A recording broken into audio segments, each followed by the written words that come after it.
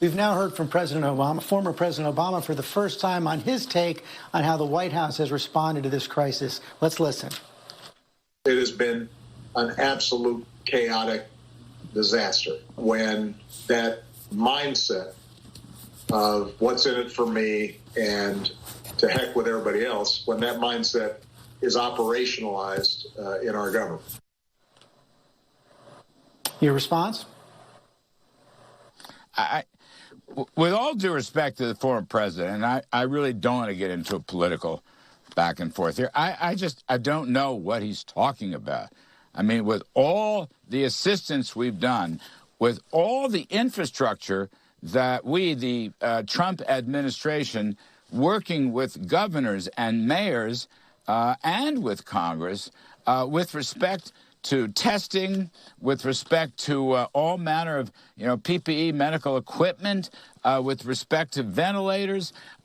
This President Trump, one thing shouldn't be lost here. He has, and it's unusual in these emergency situations, he's made great use of the private sector. Talking about that earlier in terms of reopening in a safe manner. We have relied very heavily on the smartest people in this country who run retail operations, pharmaceutical companies, biotech companies. You've got automobile companies producing ventilators at a rapid rate. We've ramped up the testing. We have the world's largest testing percentages by far. So I don't understand what President Obama is saying. It just sounds so darn political to me. I just want to say this. Look, what we've done may not be 100% perfect. These things happen once every 100 years. But the overall picture is we've created a massive health and safety infrastructure to deal with the pandemic here in the United States.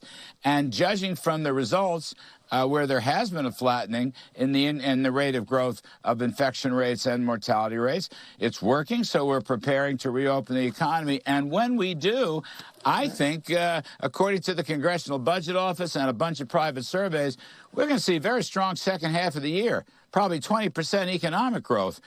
Policies that were in place on lower taxes and lower regulations are still in place. We may expand on those policies with the Congress. Next year, 2021, could be a tremendous snapback in the U.S. economy. So I'm going to leave President Obama alone. I just want to make the case that I think is the prevalent consensus case right now.